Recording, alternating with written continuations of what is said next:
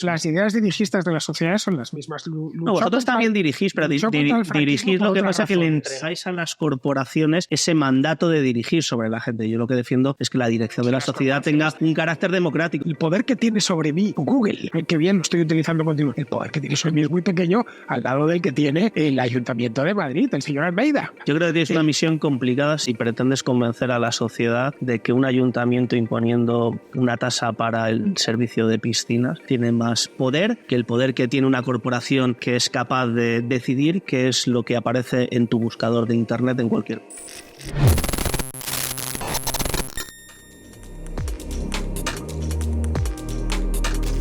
Hola a todos, bienvenidos al Refugio. Hoy no traemos una entrevista, traemos la primera tertulia / debate. Y para esta tertulia me acompañan Pablo Gómez Perpiñá, a mi derecha, profesor universitario, diputado en la Asamblea de Madrid por Más Madrid, y a mi izquierda, Fernando Díaz Villanueva, periodista, tertuliano experimentado, he puesto, y creador de la contracrónica y la contrahistoria, que me consta que le va muy bien. Además nos ha estado dando aquí unas clasecillas de historia previas a empezar la tertulia. Pero bueno, hoy no vamos a hablar de historia, vamos a hablar de paternalismo.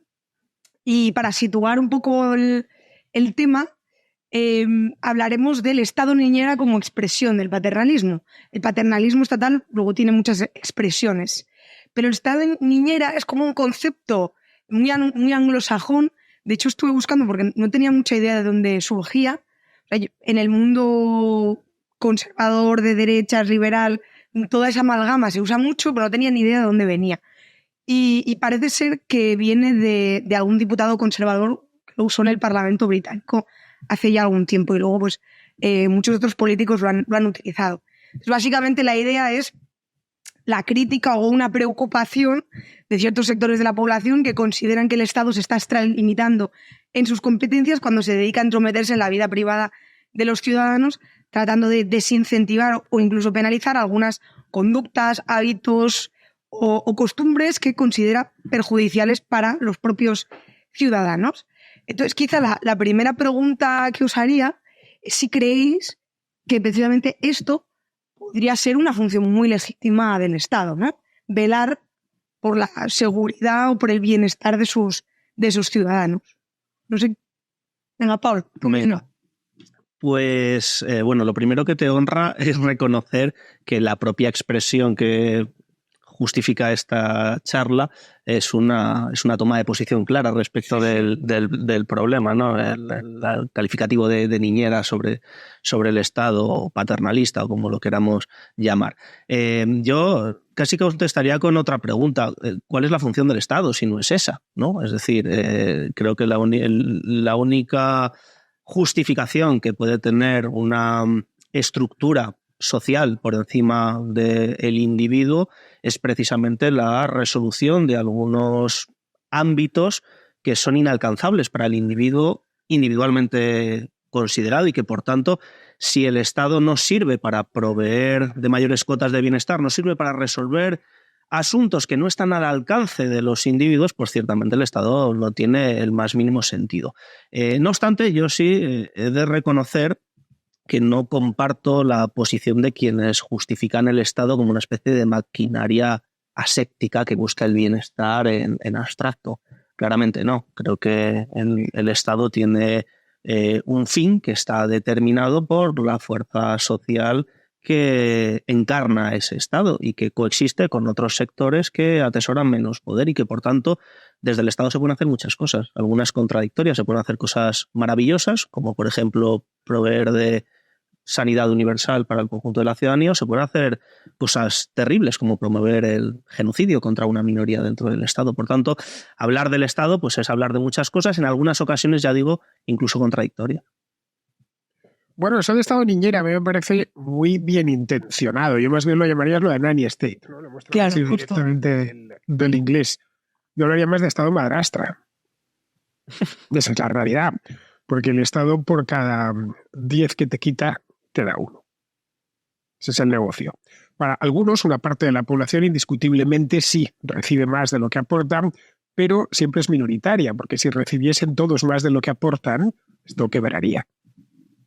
No podría ser, es decir, el Estado terminaría desapareciendo porque entraría en suspensión de pagos o encontrándose con problemas serios. Ya sabes que el socialismo se acaba cuando se acaba el dinero de los demás y de lo que tratan es de que no se acabe el dinero de los demás. De tal manera que la mayor parte de nosotros financiamos al Estado para que el Estado construya una clientela y cree, mediante propaganda, la impresión en una mayor parte de la población de que están recibiendo más de lo que aportan. No es cierto. Siempre se aporta mucho más de lo que se recibe la mayor parte de la gente. En eso consiste el Estado niñera, apropiándose de esferas que pertenecen a la vida privada. No digo ya la sanidad, pero es que el Estado se mete en todo. Si en España, por ejemplo, tuviésemos solo que financiar la sanidad y la educación, no tendríamos el IRPF que tenemos, no tendríamos el IVA del 21%, no habría impuestos por todo. Y si solo hubiera si vemos lo que cuesta la sanidad y la educación. Es que infraestructuras podríamos meter incluso. Y teniendo un Estado que cubra las universidades, los colegios, los hospitales y las infraestructuras, las famosas carreteras, escuelas y hospitales. El tema es que su clientela es muy grande y necesita gastar mucho más, bueno, hasta el punto de que trabajamos aproximadamente medio año para él, para la niñera, para la madrastra. Claro, la cuestión es, ahí, bueno, yo creo que Pablo tú lo estabas introduciendo, hay como una idea que se ha hecho, que yo creo que ha cuajado por lo menos en los países occidentales, ¿no? Que es esta idea que proviene de la división esfera pública y privada liberal, ¿no? De que el Estado tiene que ser una institución o un conjunto de instituciones neutral, ¿no? Moralmente neutral, ¿no? Que no tiene que proveer ningún estilo de vida buena concreto. Y eso, evidentemente, se puede hacer, digamos, con coste a los impuestos, con cargo a los impuestos, perdón, o no. O sea, evidentemente, cuando estamos, en el momento en el que estamos sustentando una institución, pues eso ya tiene un coste, ¿no? Más allá de si hay un servicio concreto que se está financiando. Hay una institución que ya se está llevando una parte del dinero. Pero hay como no solo hay dos tipos de funciones, ¿no? Pero hay, en ese sentido, como dos tipos. Aquellas que no están involucrando presupuesto en cuanto a la asignación, pero que en cambio se están metiendo para decirle a la gente, oye, no, es que está mal fumar. Oye, no, es que deberías tener una mejor división de las tareas del hogar con tu pareja. O, oye, es que, no sé, está mejor ir en bici. Y entonces, para incentivar o desincentivar cierto tipo de hábitos, ¿no? Pues toma una u otra decisión. Es claro, la cuestión es, ¿el Estado debe promover una visión de la vida buena concreta? ¿Es inevitable que lo haga? Incluso, ¿no? Incluso cogiendo la bandera de se supone, ¿no? Que en Occidente tenemos estados más o menos neutrales, quizá es inevitable, ¿no? Bueno, más o menos, Simone, no, unos estados más pluralistas de los últimos 200 años. Hoy por hoy. Se supone que hay separación de iglesia y Estado, se supone que hay una serie de cosas. Creo que la moral ha cambiado, ha ido de la iglesia, pero a otros lugares, ¿no? Pero soy extremadamente moralista, está continuamente la administración diciéndote lo que tienes que hacer, cómo tienes que vivir, cómo tienes que pensar.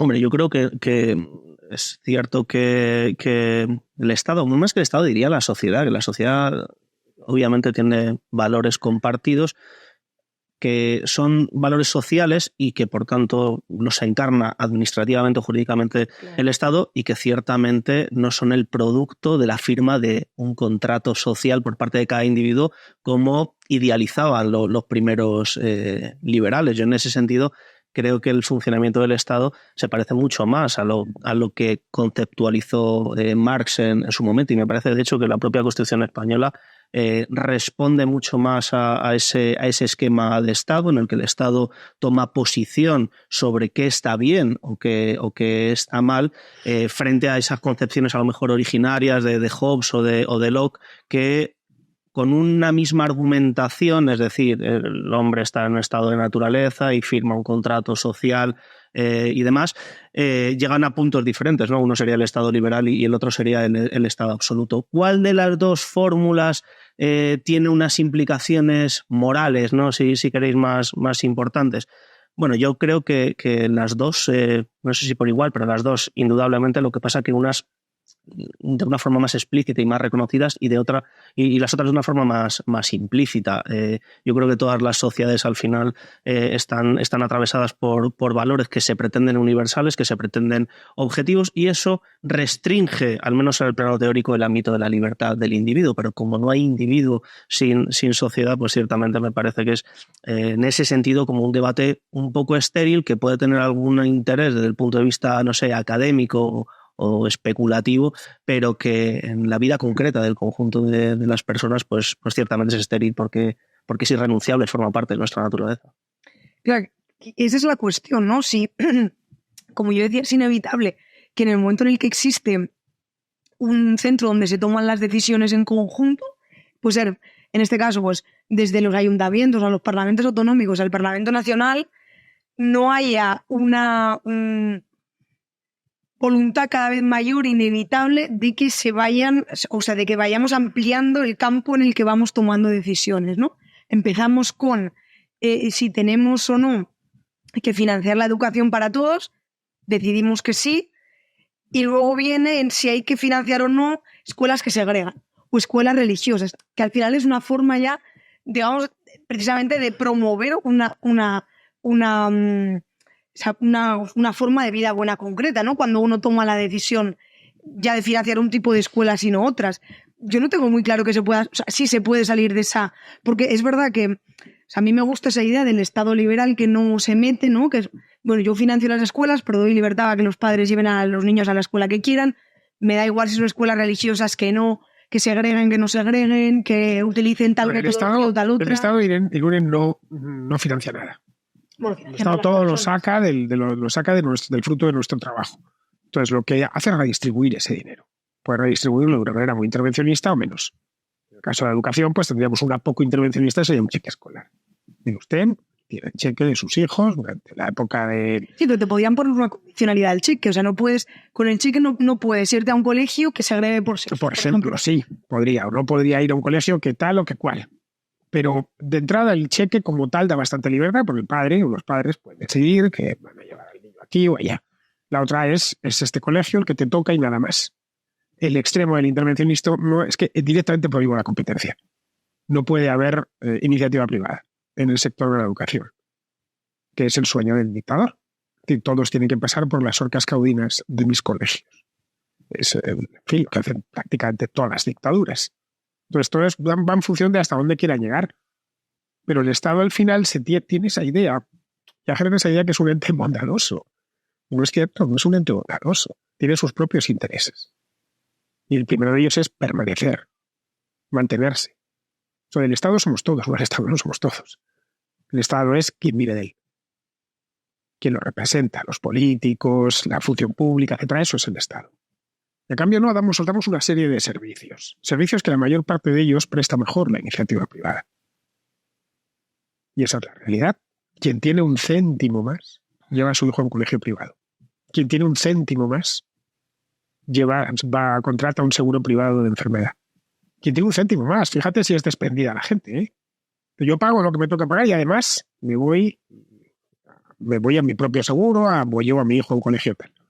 Pero depende un poco, ¿no? Es decir, hay entornos en los que el sector público ha demostrado competir con las propias reglas del mercado con mayor eficacia que la iniciativa privada, y hay entornos en los que menos. Es indudable que la capacidad de un sector para proveer de innovación y estar a la vanguardia depende en una sociedad capitalista de dónde esté el dinero, y a veces la inversión privada atesora esa potencia económica que permite desarrollar más, y en algunas otras ocasiones el Estado es fundamental para esos desarrollos.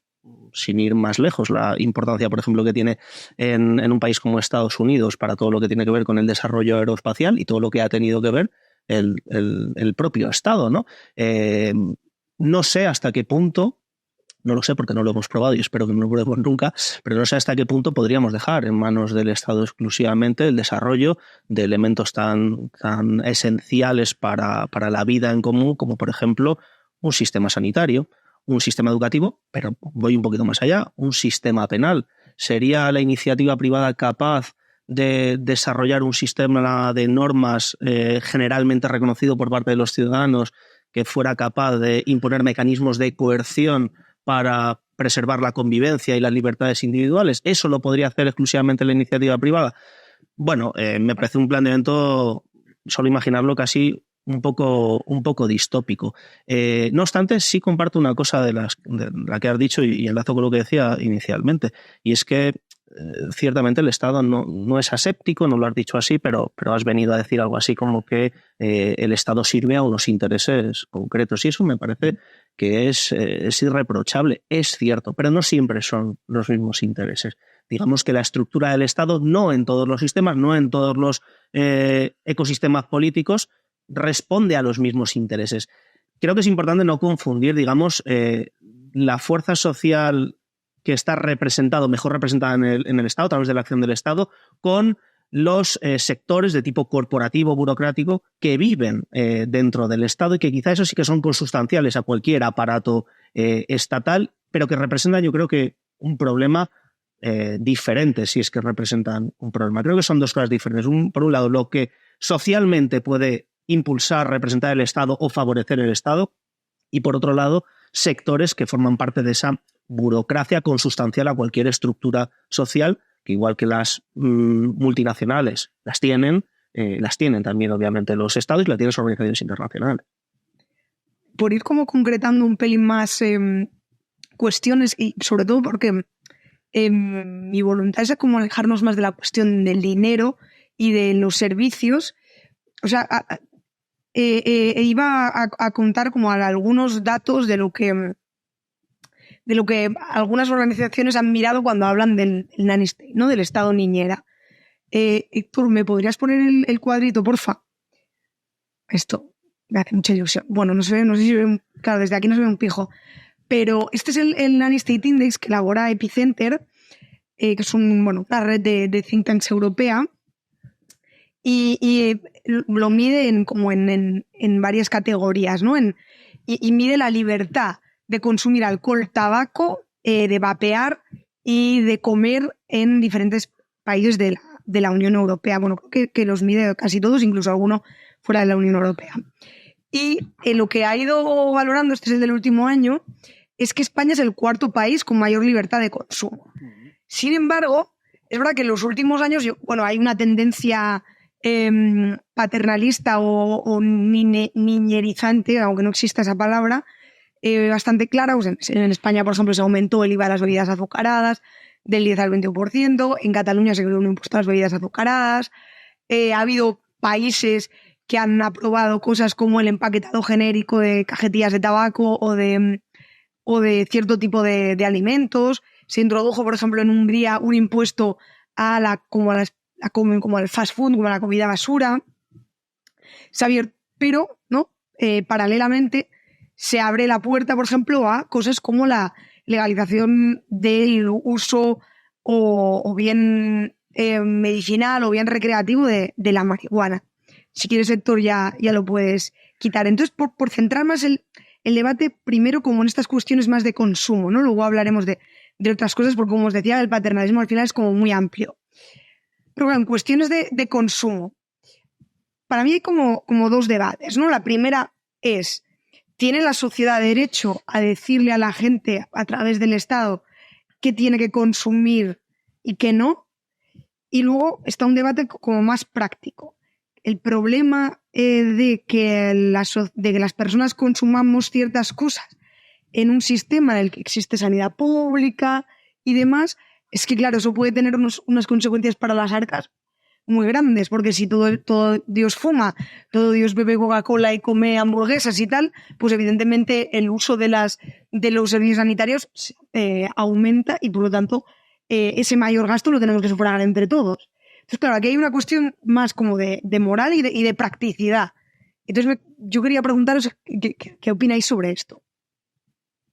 ¿Sí? ¿Qué decir yo? Vale. Sí, soy consciente desde el minuto 1 que este era el destino al que querías llegar. Me parece todavía más interesante que los asuntos que tocábamos lateralmente, porque me parece polémico, me parece que nadie tiene una solución definitiva para esto, al menos ninguna de las corrientes de pensamiento mayoritarias lo abordan definitivamente, todas tienen como flecos, y me parece que es un asunto interesante que la sociedad se plantea constantemente. Yo creo que toda sociedad tiene derecho a determinar cuáles son sus valores morales. Y eso afecta a la libertad del individuo. Quizás haya alguna de las personas que piensan parecido a mí que dirían, qué barbaridad estás diciendo, ¿no? Estás otorgando a un valor, a un poder de carácter no democrático la posibilidad de establecer cuáles son los márgenes de la libertad. Bueno, creo que es así. Creo que esos valores no son inmutables. Esa es mi principal diferencia con quienes tienen posiciones teológicas, ¿no?, respecto de la organización social. Creo que no está escrito en ningún lugar cuáles son esos valores y que las sociedades los van transformando conforme pasa el tiempo. A veces los transforman de manera abrupta, sucede y ha sucedido en la historia en momentos de catarsis revolucionaria, pero en algunas ocasiones son movimientos que se producen poco a poco. Por ejemplo, es evidente, yo creo que para cualquier persona que nos esté viendo, que el valor social que tenía el consumo de cannabis hace 30 o 40 años es diferente al que tiene hoy, ¿no? Y que, por tanto, si el Estado y las normas son expresiones jurídicas de los valores que atesora la sociedad, esas normas y esas expresiones jurídicas deberían, como mínimo, actualizarse cada cierto tiempo. Y ya digo, después de procesos revolucionarios, pues igual deberían cambiar radicalmente. Yo creo que al final esto se estructura en 3 niveles que se pueden entender con una pequeña metáfora, ¿no? Desde mi punto de vista, la sociedad sería algo así como el estatuto de los trabajadores, ¿vale? Individualmente no son elementos disponibles. Una persona no puede determinar por sí mismo cuáles son los valores sociales imperantes. Por debajo de eso estaría el convenio colectivo, que sería lo que los ciudadanos votamos cada 4 años. Podemos influir, pero es verdad que un voto no determina por sí mismo absolutamente nada, pero en cierta medida hay como un cierto germen democrático en esa configuración, ¿no? Y por debajo de eso está el libre pacto de los individuos, que sería, digamos, como la parte que a los liberales yo les aceptaría. Dentro de ese marco, efectivamente, tenemos que tener libertad para poder tomar nuestras propias decisiones. Pero especular con la posibilidad de que un individuo, un ciudadano individualmente considerado, pueda sobreponerse a los valores de una sociedad, incluso asumiendo que esos valores no se determinan por procesos democráticos, sino que son el producto de una correlación de fuerzas en la que influye, por supuesto, el dinero, pero influye también la ideología, influye la religión, influye la cultura, los medios de comunicación, influyen muchas cosas. Bueno, pues negar eso yo creo que sería tener una visión un tanto idealista de la realidad y a mí no es una perspectiva que me convenzca. Bueno, la ley está hecha para defendernos de las agresiones de terceros, no de las que nos proporcionamos nosotros mismos. Cualquier ley que vaya dirigida a impedir, por ejemplo, que yo coma hamburguesas o que yo fume un porro, es una ley mal hecha. Porque va dirigida a reprimirme de algo que es de mi exclusiva jurisdicción, que decías contado, ¿no? Aquello de la piel para adentro, y está condenada al fracaso. ¿Alguien de verdad cree que ha dejado de fumar porque se lo ha dicho a la administración? No. Ha dejado de fumar porque tosía, porque su padre murió después de fumar toda la vida de un enfisema, porque le huele mal la boca, por la ceniza, por 1000 razones. Pero nadie es por las campañas insistentes, deje usted de fumar. Lo mismo con los productos azucarados. Me pueden decir, desde la Comunidad de Madrid, desde el Ayuntamiento, desde el propio Estado, de la Unión Europea, de la ONU, me pueden decir, el azúcar es malísimo, que hasta que yo no me aperciba de ello, no lo voy a dejar. La capacidad que tiene la administración mediante su moralismo en cuestiones, ojo, cuya externalidad es uno mismo. Si yo me drogo de manera desordenada, ya sé perfectamente lo que me va a suceder. Me dicen, no, es que falta información. Vale, una información que un yonki. Qué poco liberal es lo que te voy a decir. Pero bueno, yo estoy aquí para hacer de abogada del diablo. Claro, el problema es que sí tiene externalidades. Lo que te decía, una externalidad puede ser el aumento del gasto sanitario. Claro, el problema está ahí, que tiene una externalidad en tanto en cuanto hemos mutualizado el gasto sanitario. Pero, Fernando, es decir, que si yo llevo una mala vida y la mala vida tiene costes en la salud, evidentemente, y soy un freerider, soy un tipo que me dedico a vivir de los impuestos de los demás, en ese caso, no solo me dedico a vivir de ellos, sino que además van a cargar con las enfermedades que yo mismo me he proporcionado. El sistema, como ves, es tremendamente injusto y tiene puesto todos los incentivos en el lugar equivocado. Uno debe hacerse cargo de los propios servicios que consume, incluidos los sanitarios, y debe de ser responsable. Esto no quita para que, evidentemente, gente que lo necesite reciba una atención sanitaria gratuita, pero a modo caritativo. Eso de que la sanidad es un derecho, tal es un derecho, no, hemos convertido, y estamos además en un proceso de convertir casi cualquier necesidad en un derecho. Y no, derecho tenemos el derecho a la vida, y pare de contar ya. Nada más, que es el que nadie nos puede quitar. A partir de ahí ya son todo derechos inventados. Puedo inventarme el derecho a la contemplación del paisaje, el derecho a lo que quiera, y convertir ese derecho, positivarlo en una constitución. Bueno, además que ver la constitución bolivariana está llena de derechos, ninguno se cumple, naturalmente, ¿no? Pero ese es el problema. Cuando te metes a moralizar, y es a lo que se dedica el Estado hoy, de una manera como no se había visto, lo de los productos azucarados. Pero realmente, a mí me cuentan en los años 80 o 90 que el gobierno iba a estar haciendo campañas contra los juguetes y contra las hamburguesas y contra los donuts, y no me lo hubiera creído. Se están gastando el dinero que tanto nos cuesta ganar en decir algo que ya sabemos. Y que si no lo queremos saber, pues nos da igual, ese es nuestro problema. Pero ¿cómo sabes que, o sea, me refiero, desde dónde te pones para afirmar de forma tan categórica, que a lo mejor sabes algo que yo no sé, cuando afirmas, por ejemplo, que la población en su conjunto sabe de las consecuencias de seguir los patrones de consumo que, por ejemplo, las grandes corporaciones de la bollería nos animan a seguir? Es decir, ¿no crees que puede haber al menos un ciudadano en España, 45 millones de habitantes, puede haber al menos un ciudadano que pueda sentirse interesado en conocer una perspectiva diferente a la que pone en funcionamiento las grandes corporaciones de la bollería respecto del consumo continuado de esos productos? Pero es que la sociedad civil, Sebastián, se sobra para ¿Sí? informar ¿En España? Sí, en España y en cualquier país, para informar de los peligros, por ejemplo, de esos productos de bollería industrial, para informar de lo perjudicial que es fumar.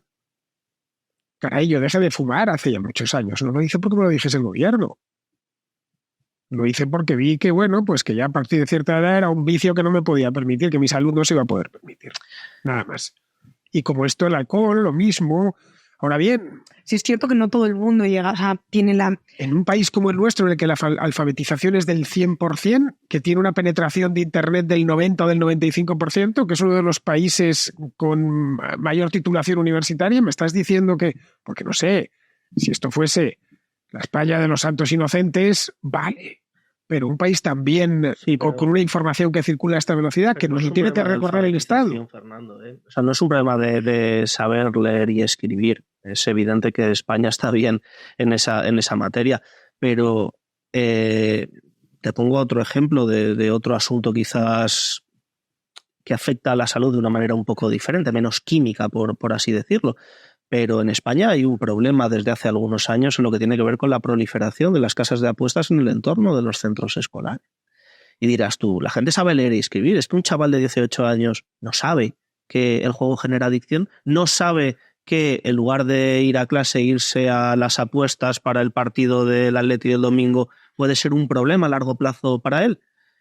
Bueno, quizás en términos generales puede tener una noción de lo que es eso, pero la concreción de todo eso requiere de políticas públicas para, evidentemente, proteger a la ciudadanía de una amenaza externa. Y la respuesta de... ¿Y cuál es esa política, Pablo? ¿Cerrar las casas de apuestas? No, pero ahí es donde obviamente entra la discusión legítima, digamos, de cualquier sistema democrático. Y ahí, efectivamente, hay posiciones diferentes. Hay posiciones de máxima regulación, máxima intervención, como tú has dicho antes. Hay políticas de mínima y hay una escala de grises compleja en la que normalmente nadie tiene la razón absoluta, porque hay cosas que aparentemente funcionan y luego no funcionan y no sé qué. Pero esa es la discusión política democrática. Pero, digamos, como que hacer descansar la responsabilidad de tomar cada una de las decisiones que le afectan a un individuo totalmente desprovisto, no de capacidades cognitivas, ese no es el problema, sino de capacidades para evitar riesgos que son generados por corporaciones mucho más importantes que ellos, pues ciertamente el Estado ha nacido en cierta medida también para dar respuesta a eso. Vive aislado. Yo nunca bebí alcohol porque, bueno, en mi familia no se bebía, porque veía borrachos por la calle y me incomodaban, nadie me tuvo que decir esto es malísimo, no lo pruebes, tal. Pero quizá tienes un entorno familiar que sí te lleva a beber alcohol. Es que tiene mucho más importancia los entornos de los que te rodeas. Ese dicho de las madres que te decían, dime con quién vas y te diré quién eres, o no te juntes con fulanito, con menganito, que es mala gente. Es que importa más el lugar, la gente con la que te juntes, la familia que tengas, que lo que te diga un funcionario. No, es también muy importante eso y tienes toda la razón. Por eso, por ejemplo, yo discrepo también con una familia, por ejemplo, que decide, no, mira, es que yo educo a mis hijos en el entorno familiar y no les someto al sistema educativo. Bueno, enhorabuena por tu opinión, es respetable tu opinión, pero en la materialización concreta tú tienes que cumplir con las normas, porque hay determinados elementos que escapan del ámbito de tu autonomía. Y como esos hay otros. Te voy a poner un ejemplo un poco extremo, y no sé hasta qué punto existe, no sé hasta qué punto es real, pero evidentemente un juez en un momento determinado podría quitarle la tutela a una madre que alimenta de manera extremadamente negativa conscientemente a su hijo. Porque le están produciendo daño. Claro. Vale, pero eso es perfectamente pero ese de quitar la tutela a unos padres que maltratan a sus hijos. Sí, sería un tipo de maltrato. Sí, pero ese debate sobre las externalidades negativas que tienen ciertos comportamientos individuales, a mí me parece un poco falaz, porque, como tú bien has dicho, estamos todos muy interconectados y no depende solamente como del estado de desarrollo de la civilización, sino que ciertamente sería un problema de carácter externo, político, de primer orden, por ejemplo, que la gente en su foro interno en España pensara mayoritariamente que la democracia es un mal sistema para funcionar. Y dirías tú, bueno, pero es que eso solamente es la libertad individual de cada uno, no tiene efectos negativos hacia afuera. Hombre, ¿cómo no lo va a tener? Claro que lo tiene. Hasta el propio pensamiento de los ciudadanos en su foro más interno, lo que no confesarían nunca hacia afuera, tiene impacto en la sociedad. Y por tanto la sociedad se tiene que relacionar no solamente con las externalidades físicas que generan los individuos, sino también con sus comportamientos más internos, porque todos generan efectos en la sociedad. Porque el ser humano, desde que es ser humano, vive en sociedad, porque es una cosa tan consustancial a nosotros, como tú bien has dicho, como la vida. La vida es algo irrenunciable para el ser humano y la sociedad también lo es, al mismo nivel. No existe. Tú eres historiador, seguro que sabes más. Periodista. Ah, bueno, pues estudié historia, pero soy periodista. Eres periodista, pero sabes de historia mucho y seguramente mucho más que yo. No existen, ¿no?, antecedentes de sociedades disueltas y atomizadas en individuos que viven y sobreviven y se desarrollan. No existen, claro. Afortunadamente. La sociedad implica que haya muchos individuos. Bien, pero de sociedades que se disuelven y dicen, bueno, no, y entonces ahora fundamos la República Independiente de tu casa. Es antinatural profundamente y ni existe ni existirá en el futuro. Me parece que es como una verdad objetiva, una ortodoxia del ser humano. Bueno, la comunidad existe. Es decir, las comunidades humanas existen, pero se trata de que sean lo más espontáneas posibles y que nazcan desde abajo. El problema del Estado es que es un ente que va de arriba abajo, es descendente y sus mandatos son descendentes, que se organiza de manera no espontánea, cuyos mandatos son obligatorios y que además vive a costa de todos. Yo creo en la comunidad, soy un firme creyente en la comunidad.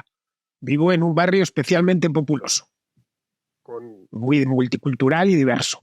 Y me gusta ese lugar. Y hay, por supuesto, su casa de apuestas. Y hay un montón de cafés estupendos y de todo. Bien. La casa de apuestas, no diré la marca, pero vamos, es una muy popular. Pues tiene su público, que los ves, están ahí con el fumé, la entrada, tal, y dices, bueno, ¿qué le vamos a hacer? ¿Crees que esa gente, por más que le digas lo que estás haciendo es malo, va a salir de ahí? Enfrente de la casa de apuestas hay uno de mis cafés favoritos. Esto está en la calle Embajadores. Pues hay más gente en el café que en la casa de apuestas. El café de estos cookies que se han puesto de moda ahora, que tienen unos bizcochos muy ricos y café muy bueno. Pues está siempre mucho más lleno el café que la casa de apuestas. Que de por sí el aspecto del lugar es un poco... Pero el aspecto del lugar es tétrico, precisamente porque está regulado. Pero es que Irune... Porque no se permite, por ejemplo, que se vea el interior desde fuera. Bueno, pero es que si vas a Inglaterra, donde ves los Admiral que están muy bien y que se ven desde dentro y que están muy cuidados con moquetas y tal, tampoco. Tienen más gente en el café, está más gente en el Gales que en el Admiral y están muchas veces uno enfrente del otro. Claro, pero yo por poner un ejemplo más tiene que haber sitios para todo. La sociedad es diversa. No, si es que tiene que haber gente que se equivoque, porque todos nos hemos equivocado alguna vez. Y es la sociedad, son tus amigos, es tu familia la que tiene que redirigirte en una buena... Es como el problema con la drogadicción. Pretender que el Estado, uno, prohibiendo el comercio de drogas, y dos, insistiendo todo el día en que es malo, ha conseguido algo. A la vista está que no. No, está claro que no. Pero Fernando, no sé exactamente qué edad tienes, pero quizá conozcas esta realidad.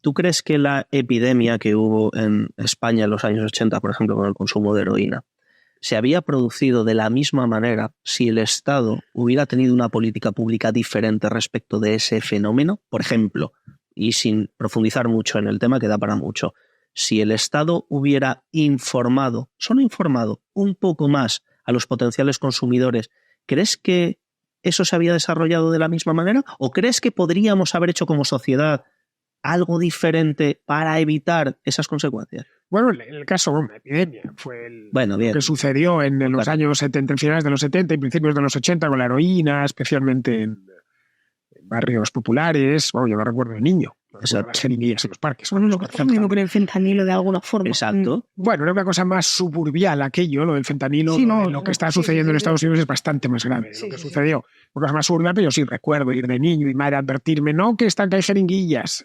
Y las veías que se habían pinchado. De hecho, mi generación que vino después de aquello, procuramos mantenernos muy alejados, pero no tanto porque nos lo dijese el gobierno, sino porque habíamos visto a los junkies, que era el junkie y el heroinómano. Bien, eso entró en España la droga en los años 70 y entró en un país virgen donde no se había visto la heroína nunca, jamás. Para convivir con la droga necesitas una sociedad que sepa convivir con ella, como con el alcohol. El alcohol es una droga, por cierto, muy peligrosa si se abusa de ella. El tabaco también. Pues lo mismo sucede con cualquier otra. Tienes que desarrollar unas pautas sociales para convivir con ese tipo de droga. La heroína entró, bueno, no solo en España, en todos los países de Europa, como en la cacharrería. Sí, eso es verdad, pero la pregunta concreta o la tesis concreta, ya no te lo hago en plan pregunta, sino te digo lo que yo pienso, es que evidentemente la administración pública, que nos cuesta mucho dinero, que nos quitamos de muchas cosas para que el Estado pueda funcionar, tiene la obligación de actuar frente a eso. Hay un artículo en la Constitución, el artículo 43, que habla precisamente del derecho de los ciudadanos a la sanidad, pero el numeral 3 de ese mismo artículo lo que viene a decir, lo traía por aquí apuntado, es que los poderes públicos tienen la obligación de fomentar la educación sanitaria, la educación física, el deporte. Claro, desde esa perspectiva que tú expones, eso sería una injerencia inaceptable por parte inaceptable. Esos son buenos deseos. Ahí pues pones ahí una carta a los Reyes Magos, ¿no? Es como antiguamente, si esa Constitución hubiera estado hecha 2 siglos antes o siglo y medio antes, pues hubieran puesto algo relativo a la espiritualidad. Nada más. Bueno, pues el Estado tiene la obligación de fomentar... Posiblemente, pero por ejemplo en España sería inconstitucional suprimir la sanidad pública. Sí, claro, eso no me cabe la menor duda, que sería... yo no estoy de cualquier manera... Seguro que sería susceptible un recurso de inconstitucionalidad y probablemente inconstitucional que un gobierno dictara normas abiertamente contrarias o potencialmente contrarias a la salud individual de los ciudadanos, porque el Estado tiene la misión de preservar la salud de los ciudadanos. Y tú dirías, o alguien extremadamente liberal diría, bueno, pero es que la salud forma parte de la dimensión individual de la esfera privada, ¿no? Cada uno con su salud puede hacer lo que le venga en gana. Y yo, sin eludir el debate, porque creo que va un poco por ahí lo que tú planteabas, yo lo digo con claridad, no me pesa decirlo. Yo digo no. La salud de cada uno no es un ámbito estricto del individuo. Está condicionado por otros elementos, entre ellos los valores de la sociedad. ¿Eso significa que se pueda poner la pelota estrictamente en el otro lugar y decir, no, mira, es que la sociedad te va a decir cómo vas a vivir, qué es lo que vas a poder decir, qué es lo que vas a poder hacer? O, por ejemplo, si tienes una enfermedad grave, no vas a poder aplicarte la eutanasia, por ejemplo, que defiende una parte de la sociedad. Bueno, yo creo que no. Es un debate complejo en el que hay muchas aristas y en el que las cosas se mueven constantemente. Por tanto, creo que no sería justo decir siempre una cosa o siempre la otra. Pero la problemática está ahí, es decir, lo que tú planteas vaya, me parece no solo irrealizable, sino... Bueno, sí, irrealizable. Yo Bueno, y lo que planteo es que el Estado no se mete en mi vida, simplemente. No me parece tan irrealizable. De hecho, no es que lo planteo, es que lo ejerzo. Procuro que el Estado no se meta en mi vida. Yo pago mis impuestos religiosamente, muchos, por cierto, porque soy autónomo, ya. Y quedo sordo completamente para todo lo que tenga que decirme la administración, ya sea la regional, la municipal o la estatal o la europea. Yo voy en bicicleta porque me gusta. No porque me hayan dicho que es saludable, que es tal, que es cual, porque me gusta. Y porque me ha gustado siempre, desde que era niño. Yo no como hamburguesas porque no me gustan. No bebo alcohol porque no me gusta. Tío, vivo conforme a mis principios. No conforme a los principios que me quieren imponer la administración. Que, por cierto, son cambiantes. Afortunadamente. Sí. Son cambiantes. Pueden ser unos o pueden ser otros. Claro. Es que a mi padre le tocó vivir en los años 50, pues aquello del espíritu nacional y todas esas cosas del franquismo y los tíos pesados de Falange. Y ya, bueno, pues a la generación actual les está tocando a las pelmazos estas del género y el no sé qué todo el día tratándoles de adoctrinar. Esa es la razón por la cual yo a los chavales les digo, no, pero son 2 tapones. A vosotros a lo vuestro y fuera. A vivir vuestra vida sin hacerle daño a nadie. Ese es el mandato moral número 1 y único. No le hagas daño. Aislarte de la sociedad. No.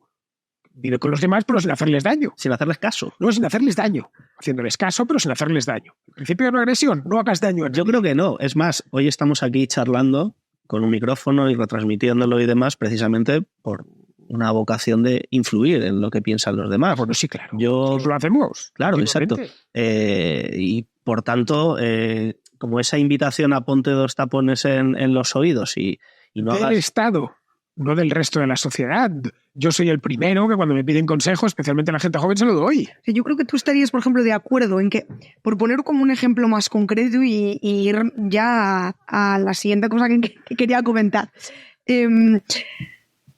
Un ejemplo concreto sería, ¿no? Pues un chaval de una familia humilde y además con problemas que tiene una necesidad, digamos, cortoplacista del acceso al dinero, ¿no? Y que tiene una casa de apuestas enfrente. Pues evidentemente tiene o hay mayor posibilidad de que ese crío acabe yendo a la casa de apuestas y acabe... Que se lo digas 1000 veces. No. Claro, entonces yo creo que tú verías como el ideal que fuese la propia sociedad la que pudiese, digamos, de alguna forma persuadir a ese niño y actuar como una especie de red de seguridad alrededor del crío, cuando pues un crío, pues un chaval de 18 años, ¿no? Y yo creo que Pablo también podría estar de acuerdo con eso, pero a su vez consideraría que el Estado tiene cierta obligación de hacer algo, ¿no? De poner por lo menos sus recursos de la forma que sean, ¿no? Ya sean pues con una regulación estricta de las casas de apuestas o con campañas de sensibilización o con algún tipo de gris que haya, de política que haya entre medio de esos 2 como extremos, ¿no? Para solucionar la cuestión. Pero todos realmente convenimos en que es un problema que ese crío se acabe haciendo adicto por una necesidad imperiosa lo es. A mí, de hecho, cortoplacista que tiene. Yo tengo pocas restricciones en los anuncios que acepto en mis programas. Una de ellas son las casas de apuestas y los casinos online. Y esto la agencia que me lleva a la publicidad lo sabe. Sabe que a mí no se me mandan esos temas porque no quiero. Y ojo, son los anuncios mejor pagados, ¿eh? No creo. Pero por una cuestión personal y moral, de mi moralidad personal. Creo que el juego de azar puede arruinar la vida y de hecho arruinar la vida de mucha gente. Me parece bien que existan y no cerraría ninguno, pero te expones a que haya un chaval o no tan chaval que buscando dinero fácil o porque simplemente lo lleva dentro. A mí nunca me interesó el juego, pero entiendo que haya gente que le interese y que eso de las cartas, los naipes, las tragaperras y tal le guste. Bien, si se lo prohibimos, va a seguir haciendo. Sí, pero eso es cosas diferentes. En España Franco prohibió el juego, que a veces se nos olvida. Sí, pero una cosa es qué acción concreta decidimos desde el Estado, ahí puedo estar más de acuerdo. Prohibir no siempre es la mejor solución, y otra cosa es si la sociedad tiene derecho a tener una valoración social sobre cosas que forman parte también en parte del comportamiento individual. Por ejemplo, el otro día veía en YouTube el chico el Black Ali, ¿sabéis quién es? Bueno, es un tipo famoso, que se ha hecho famoso básicamente porque se hace amputaciones en el cuerpo y bueno, luego lo retransmite por ahí. Se lleva cortados 4 dedos de cada una de las manos y otra serie de cosas. Claro, yo con mi sensibilidad luego es esperpéntico, ¿no?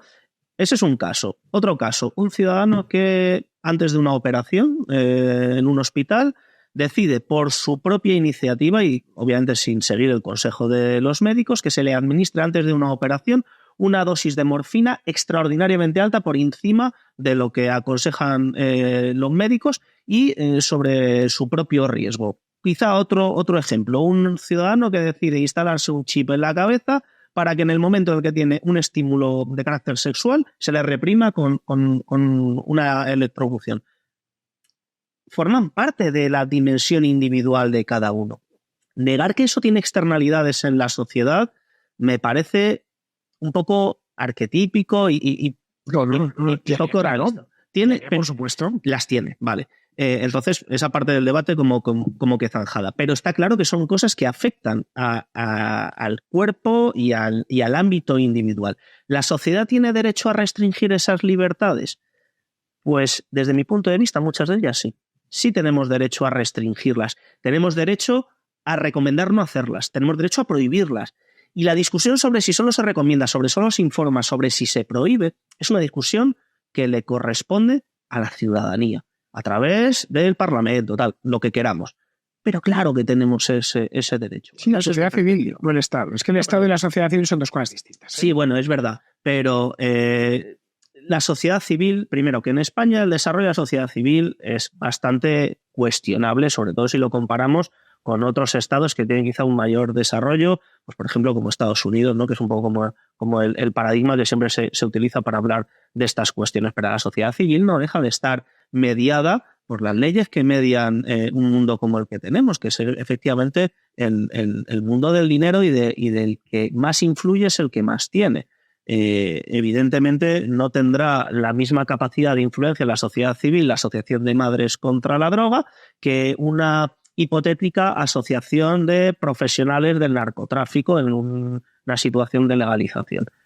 O eso se media por parte de la administración pública, o entonces empezaremos a tener problemas que nos afectarán a nosotros, que te afectará a ti, a mí, a nuestros hijos.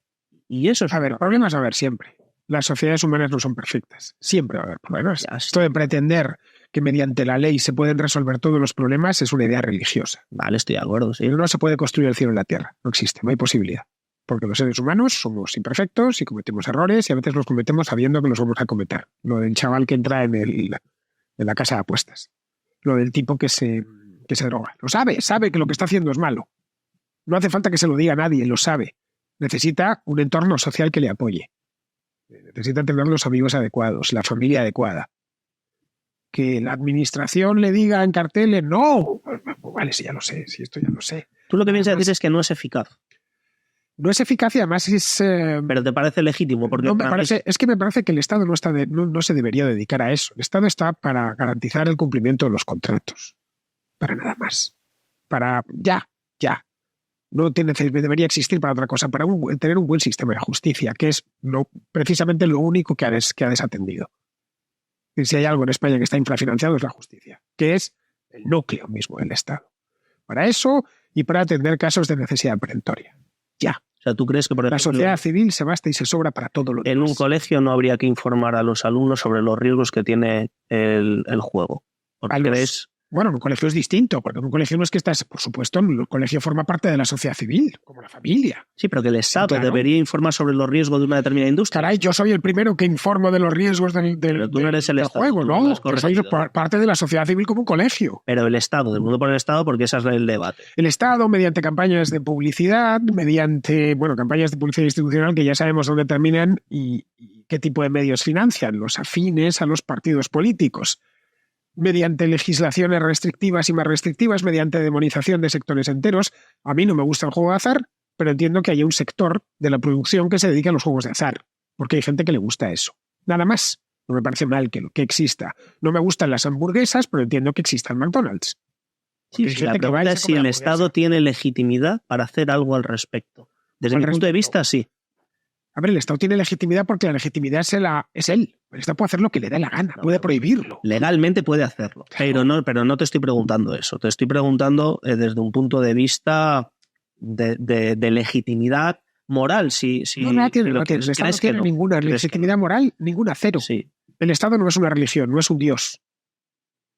No es más, que creo que le estamos dando unos valores al Estado y a la administración casi religiosos. El Estado no es omnisciente. El Estado es la mera administración de la justicia, para que si tú y yo contratamos algo, cumplamos los términos. Y en el caso de que no los cumplamos, pues tengamos un magistrado que decida y una policía que persiga a los malhechores, que no cumplan la ley. Es eso. En la base es eso el Estado, que es lo que no cumple. Porque se dedica a decirnos que hay juguetes machistas o que no vayas a la hamburguesería porque hay grasas poliinsaturadas y no sé qué. Obvia, que es algo obvio, que ya sabemos. Perdón que os corte, porque hay una cuestión muy relacionada con el paternalismo, o sea, que no se suele englobar como cuando se habla de Estado niñera, pero que a mí me parece que tiene todo que ver, ¿no? Que son otro tipo de decisiones que toma la sociedad a través del Estado para proteger a grupos de la población que considera víctimas de forma universal o en ciertos contextos, ¿no? Y ahí estamos las mujeres. Entonces hay como varios ámbitos, porque es que el problema de estas cosas, y es que se acaban produciendo, y lo hemos dicho, como muchas paradojas, ¿no? O sea, por ejemplo, el Estado cuando... hablo todo el rato del Estado como para simplificar, ¿no? Cuando nos dificulta el acceso al tabaco, pero no impone el mismo tipo de restricciones sobre el alcohol o prohíbe algunas drogas y otras no, pues al final es bastante contradictorio, ¿no? Seguro, porque algunas cosas están prohibidas o extremadamente reguladas y otras no. Y ocurre parecido con ciertas actitudes, ¿no? Pues hay muchísimos estados que persiguen y prohíben la prostitución, hay estados que se están empezando a meter en cómo se tiene que producir la división de tareas en el hogar, o hay estados que aprueban políticas de discriminación positiva, que al final todo esto es una forma de paternalismo, es decir, oye, estoy identificando a un grupo poblacional que en un momento concreto o de forma recurrente considero como vulnerable y voy a hacer algo al respecto para ayudarle, ¿no? Y puede ser no dejarte ejercer la prostitución, puede ser decirte, no, pues tiene que haber un 50% en los de representación femenina en los consejos de administración de las grandes empresas, o tiene que haber listas cremallera, ¿no? Y al final todo eso son formas también de paternalismo que incluso diría que están mucho más socialmente aceptadas que en las restricciones al consumo, ¿no? Que muchas veces se ven como una injerencia como mucho más directa, ¿no? Y mucho menos agradable. Respecto al consumo de tabaco, por ejemplo, el Estado, la justicia está bien que persiga al tipo que fuma donde no se debe de fumar. Está bien que se legisle contra... No se debe de fumar porque tiene una externalidad, porque el humo molesta a quien no fuma. Yo tomo una cerveza, no molesto al que está al lado, pero si enciendo un cigarrillo sí puede molestarte a ti, porque el humo ajeno es muy molesto. No está bien que se prohíba fumar en ciertos lugares. En este sitio está prohibido fumar. Y está prohibido fumar por ley. No hay más. De hecho, no se puede fumar en lugares públicos. Me parece bien, sinceramente. Porque al final tienes un problema ahí, y es que el tabaco tiene una externalidad. El tabaco de fumar, no el de rape. Tiene una externalidad evidente. En lo de beber no. Eso está bien, que se legisle siempre y cuando tienes una externalidad. Pero con muchas cosas no hay una externalidad directa sobre los demás. En todo caso, sobre tu entorno más cercano, como puede ser tu familia o tal. De todas maneras, creo que es muy importante diferenciar lo que es regular de lo que es incentivar, ¿no? Y esto vuelvo a lo que decía antes, ¿no? Desde mi punto de vista, las sociedades tienen la legitimidad para decidir qué está bien y qué está mal. Regular puede ser un mecanismo eficaz para desincentivar el uso. Por ejemplo, yo creo que sería positivo una cierta regularización del uso del cannabis en la actualidad, pero considero que la sociedad sigue pensando que el consumo del cannabis es un comportamiento contrario a la salud del individuo. Creo que la mayor parte de la sociedad no querría que sus hijos, en lugar de estar tomando una Coca-Cola en el bar, estuvieran fumando un porro en el parque. Creo que, digamos, eso está más o menos claro. Sin embargo, me parece evidente que la política de prohibición por parte de la administración, en este caso, no ha dado los resultados esperados. Es evidente que el consumo de cannabis ha ido creciendo en las últimas décadas, a pesar de que existen sanciones administrativas y a pesar de que existen sanciones de carácter penal. Y por tanto, el debate sobre regulación o prohibición o información o otras acciones políticas se enmarca dentro de la acción de la administración y la acción del Estado para lograr un fin. Pero no es más que eso, no es ni más ni menos. Si el Estado decide regular, como de hecho está regulado, el consumo del alcohol o el consumo del tabaco, no necesariamente tiene que implicar que el Estado tenga que incentivar el consumo de estas sustancias. De hecho, es bastante habitual que el Estado haga campañas en contra del consumo de estas sustancias, a pesar de que tiene una regulación y que de hecho se pagan impuestos por consumir ese. Pero, por ejemplo, cuestiones que ya sé que tenemos poco tiempo, y nos va a dar tiempo a algo, no da tiempo. Bueno, te metería, por lo que he visto, te quieres meter ya en el tema de la política de las identidades, que sería para otro debate, ¿eh? No es tanto identidad, o sea, si queréis, yo solo planteo el tema de por ejemplo, de la prostitución. Al final es una actividad muy diferente a lo que estábamos hablando, porque, digamos, no tiene un impacto directo para la salud, más allá de que puedes contraer una enfermedad venérea que la puedes contraer teniendo sexo en un contexto distinto de la prostitución. Es decir, si no utilizas protección, básicamente, ¿no? O sea, tiene las mismas consecuencias, entre comillas, que puedes tener teniendo sexo en otras ocasiones. ¿Y aquí cuál es la cuestión, no? Que se suele partir de la idea que alguien que entra en una relación de prostitución no lo hace por voluntad propia, sin tener en cuenta que hay otra serie de actividades remuneradas a las que uno accede, evidentemente también por una cuestión económica. Es decir, la mayoría de la gente no trabaja porque le hace súper feliz trabajar. Trabaja porque necesita dinero para vivir, ¿no? Pero, sin embargo, como socialmente hay ciertas actividades que consideramos que son demasiado íntimas o que involucran una parte de nosotros y que nos hace demasiado vulnerables, pues utilizamos la maquinaria del Estado para, y además de que son políticas que no funcionan, ¿no? Pero para decirle a alguien que no puede entrar en ese tipo de relaciones. El caso de la prostitución es un poco el contraejemplo a eso, porque en realidad la prostitución no está prohibida. No, en España está prohibido el proxenetismo. Sí. Claro, sí, pero la prostitución en sí no está prohibida y de hecho sí, no hay... en concreto el caso en España, pero por ejemplo en Suecia está perseguido a los consumidores, o en Irlanda del Norte. Exacto, pero que también hay muchos otros países en los que el nivel de regulación es mucho mayor y eso no revierte en un mayor consumo un menor consumo de prostitución. Claro, yo ahí, y esto tampoco es una cosa pacífica en mi espacio político, y lo digo claramente, el límite es la dignidad de la persona y para mí la dignidad de la persona es irrenunciable. Un ser humano no puede disponer de su propia dignidad y no es lo mismo limpiar el suelo por el que pasan 12 señores todas las mañanas que practicar una felación a esos 12 señores con independencia de quienes sean. No es lo mismo. Creo que un ser humano no tiene la libertad individual o no debería tener la libertad individual de disponer de esa dignidad y soy consciente de que es una aproximación en una parte moral, del mismo modo que no creo que una persona libremente pudiera renunciar a su libertad y someterse a un sistema esclavista o otra serie de cuestiones de esta naturaleza. Es verdad y reconozco que la relación de trabajo, la relación asalariada en cierta medida es la venta de tu fuerza de trabajo a cambio de dinero. Es una relación mercantil y puede haber trabajos que sean extraordinariamente duros.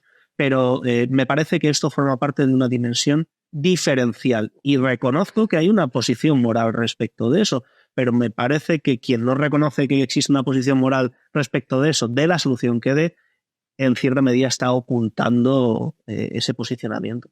Es que sí existe una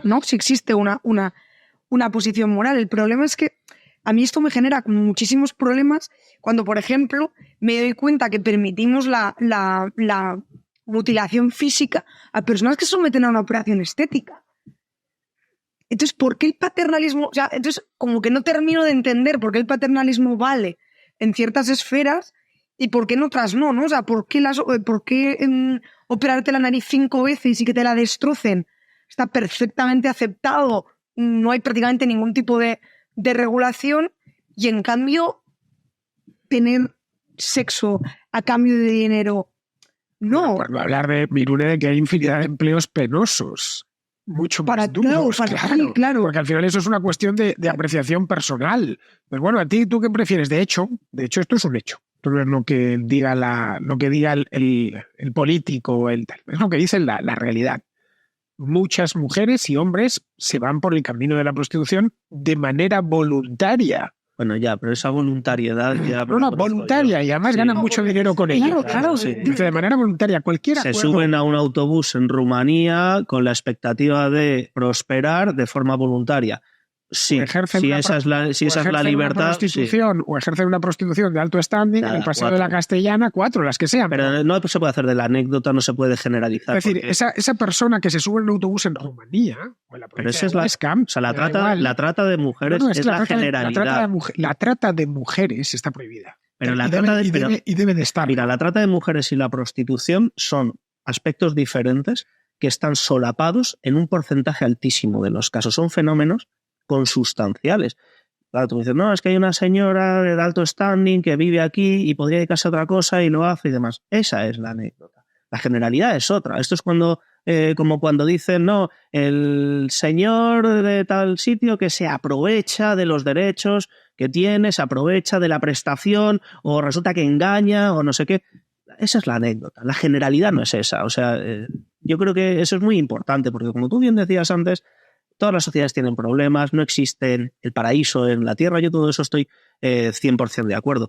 Y por tanto, hay que ser muy honestos en el debate para que la anécdota y el elemento marginal no se conviertan en el elemento central, porque, claro, si no es un fraude argumentativo. Es decir, no, la realidad de la prostitución no es esa. La realidad de la prostitución la encuentras en determinados barrios de Madrid con gente que está en unas situación muy de máxima vulnerabilidad, en el que la elección racional de esa profesión es un aspecto absolutamente defenestrado, son personas que en la mayor parte de los casos han venido engañadas, etcétera, etcétera. Mira, las asociaciones de prostitutas dicen lo contrario. No, alguna organización.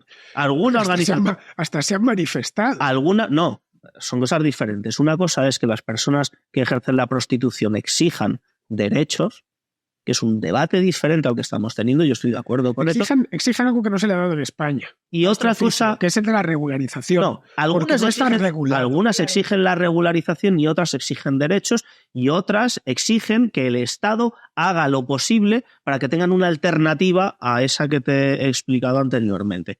La realidad es mucho más heterogénea de la que en algunas ocasiones quienes afortunadamente no estamos sometidos a esa situación queremos ver, que terminamos como acercando un poco el ascua a nuestra sardina. Es un poquito, yo creo que todo más complejo, pero la realidad de la prostitución es indisociable de la de la trata. Bueno, aquí es donde se dan la mano, sí, la izquierdita identitaria con la derechita identitaria. Es decir, ¿tú crees? Sí, se dan la mano con tantas cosas porque realmente sois algo muy parecido, no queréis verlo y tal y cual. Es decir, en el fondo la derechita identitaria... Pero la derechita la veo casi más en las posiciones en las que tú estás. No, la derechita identitaria es tremendamente moralista. Decía Ayuso la semana pasada, la libertad del individuo para emprender, para proveerse de esas aventuritas que son tan placenteras para la mayoría de la sociedad. Esa ha sido tu tesis durante todo este rato de conversación. Sí, pero que nadie intervenga porque es mucho más divertido, como dice Ayuso, vivir a la madrileña haciéndose aventuras cada uno. La realidad del 99% de la sociedad es otra y ahí es donde nos damos la mano, yo creo, ese 99% de la sociedad, y os termináis dando la mano pues quienes tenéis una visión absolutamente idealizada del mercado que no se corresponde con la realidad. Yo no sé si eso es derecha o izquierda, no sé qué posición tienes tú sobre asuntos sociales, pero sí que tengo claro que en eso tenéis una gran coincidencia. Quienes están en lo más alto del poder, sí, quienes, como tú dices, representan... Bueno, los que están en lo más alto del poder precisamente son muy moralistas. No, todas sí. Claro, sí. El problema es cuando además el moral... O sea, decía Pablo, y evidentemente ocurre así, ¿no? Que al final, digamos, la sociedad tiene unos valores más o menos compartidos y eso se traslada a la forma en la que se ejerce el poder a través del Estado o a las leyes que nos damos, ¿no? Reflejan en unos casos de forma más fiel, en otros no tanto. Pues, ya sabemos cómo está mediada toda esa toma de decisiones, esos valores. Por ejemplo, con la cuestión concreta de la prostitución. Claro, yo podría llegar a aceptar, ¿no?, que de alguna forma, bueno, acepto que es inevitable que la sociedad a través del Estado imponga una serie de visión social más o menos compartida. El problema es cuando hay cuestiones que afectan a un grupo de personas y muchas veces no se tiene en cuenta ni siquiera ese grupo ese grupo.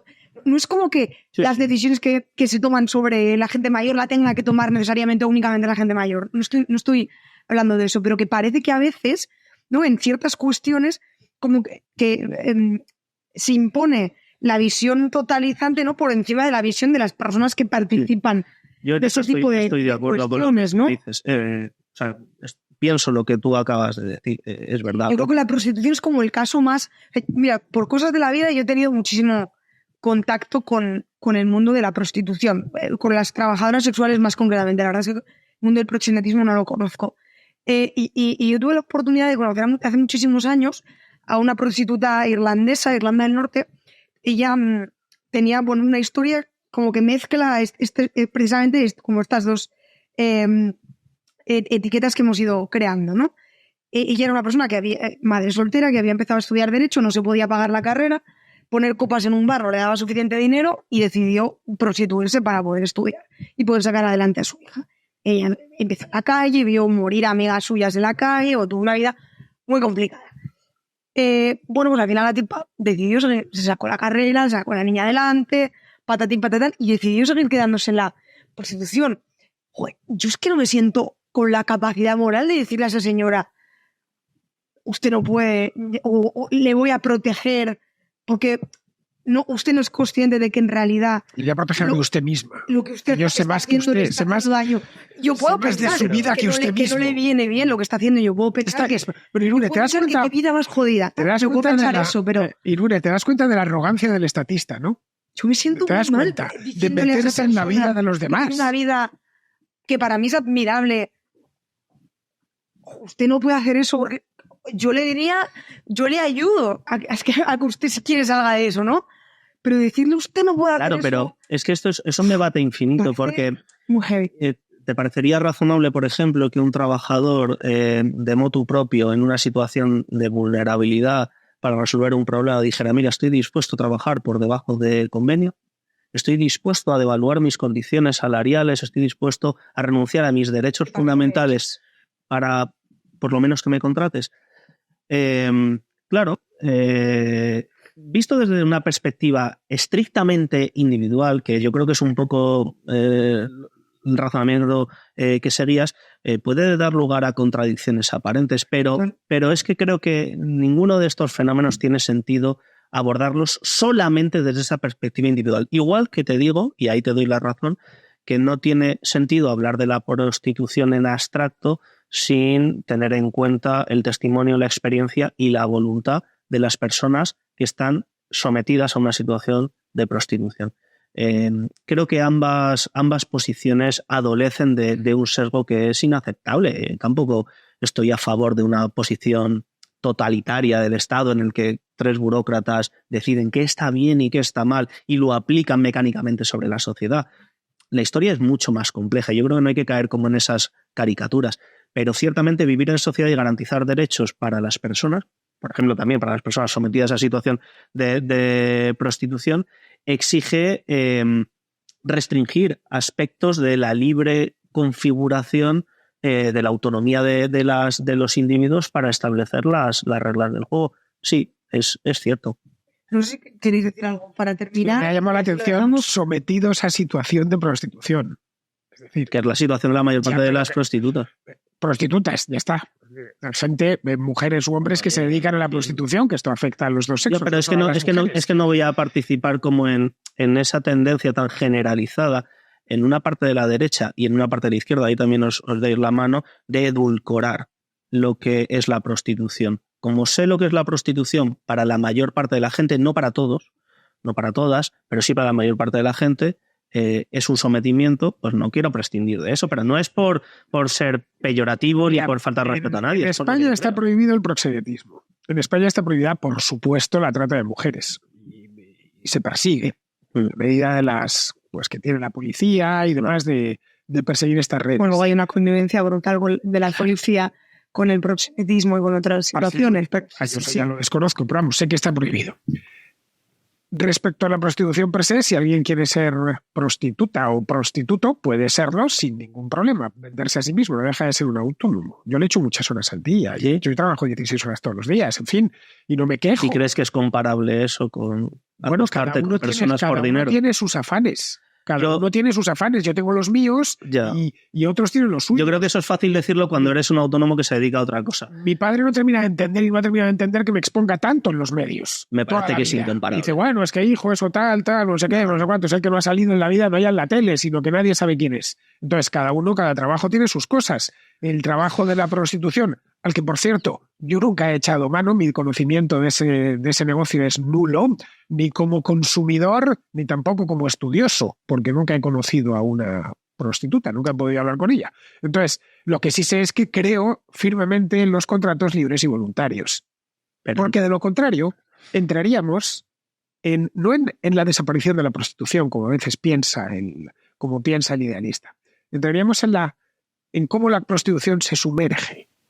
Ya se intentó, la Iglesia lo ha intentado muchas veces, y crear casas de redención, no hay que darle oportunidades a las chicas, nunca jamás ha desaparecido. Es como intentar prohibir las drogas, si es que estamos en lo mismo, es prohibirte a ti mismo. Es decir, luchar contra uno mismo. De la piel para adentro es de nuestra exclusiva jurisdicción, lo digo por segunda vez. Y eso es lo que creo que a los socialistas de todos los partidos no les entra en la cabeza. De aquí para adentro es de nuestra exclusiva jurisdicción. Ningún administrativo, ningún político, ningún funcionario, ningún fanático ideológico entra en eso. Porque aunque lo prohíba, lo vamos a seguir haciendo. Si prohíbes beber alcohol, va a haber mercado negro. Si prohíbes la prostitución, habrá también mercado negro de prostitución, como en los lugares donde se ha prohibido. En Suecia, por ejemplo, hay un mercado negro de prostitución que se esconde detrás de todo tipo de artefactos. Y lo mismo allá donde se prohíbe el tabaco, donde se prohíbe el vapeo, donde se prohíbe beber cualquier cosa, donde se prohíben las hamburguesas, donde se prohíbe el juego de azar. Es tan simple como eso. La sociedad va desarrollando sus defensas respecto a ciertas cosas que per se pueden ocasionar problemas al individuo. Te pueden ocasionar problemas. Pero de ahí a esta idea de yo conozco cuál es el bien es este, yo creo que este trabajo está mal. Es decir, trabajar en el fondo de un pozo o en una alcantarilla está bien, pero cuidado, practicar una felación está mal, porque lo que estás diciendo es eso, estás poniendo valor a los distintos trabajos. Para mí todos son dignos, tanto el trabajar en una alcantarilla, ser pocero, como el practicar una felación, si es libre y voluntario. ¿Tú estás de acuerdo que si un trabajador mañana decide cobrar 1 euro por trabajar 30 días, 8 horas al día, si eso lo pacta, es su libertad? Es libre y voluntario. Claro. Es que creo que es tan simple como eso. Sí, no, o sea, que me refiero a que es que si lleváramos a la práctica este modelo distópico de sociedad, pues distópico no, España está llena de voluntarios para infinidad de trabajos, que no cobran 1 euro, no cobran nada. Claro, sí. El salario... Si terminamos, no sé si queréis hacer como una conclusión. El salario no, Pablo, de cualquier manera el salario es lo que produces, es la productividad marginal descontada, no es Ojalá lo que fuera político, eso, no, hombre, no, en absoluto. Es eso, en un mercado libre es eso. Sí. De simple, nadie. El salario al final es lo que el dueño de la empresa decide pagar a sus trabajadores, que es uno de los elementos necesarios para la producción del bien o el servicio. Eso es el salario. Y afortunadamente en este estadio del desarrollo de la sociedad todo el mundo conviene, inclusive aquellos que están más a la derecha y que defienden posiciones más liberales, que el salario tiene que estar sometido a una regulación. Porque si no existiera esa regulación, si no existieran normas y resulta que al final todos fuéramos individuos que pactamos en apariencia libre el conjunto de los elementos que determinan nuestra vida, esto sería la ley de la selva y sería la ley del que más puede. Y la sociedad, sobre todo las sociedades democráticas modernas, precisamente son una enmienda a ese estado de naturaleza, si quieres. No obstante, y también por seguir tu indicación y... No, yo por vosotros, concluir, porque sé que sí, que no se ha alargado demasiado. Pues no alargarnos más. Lo que más me llama la atención, y quizás es lo que más podemos discrepar, me da la sensación en esta conversación, es el escepticismo respecto de lo que es la sociedad. Creo que tienes una visión muy pesimista de lo que es la sociedad y de lo que puede llegar a hacer la sociedad con condiciones óptimas, con digamos unos valores que permitan impulsar avances, con el reconocimiento de derechos, con la mejora. Digamos que creo que en algunas ocasiones incurres en tu argumentación en la idea de que no hay nada que hacer, así que cada uno haga lo que buenamente pueda y hacer uso de esa acepción de la libertad, que en mi opinión es una acepción muy chusca. Yo soy muy optimista, de hecho, con la sociedad, muchísimo. Lo que no soy optimista es con el Estado, pero con la sociedad mucho, y creo mucho en la sociedad civil.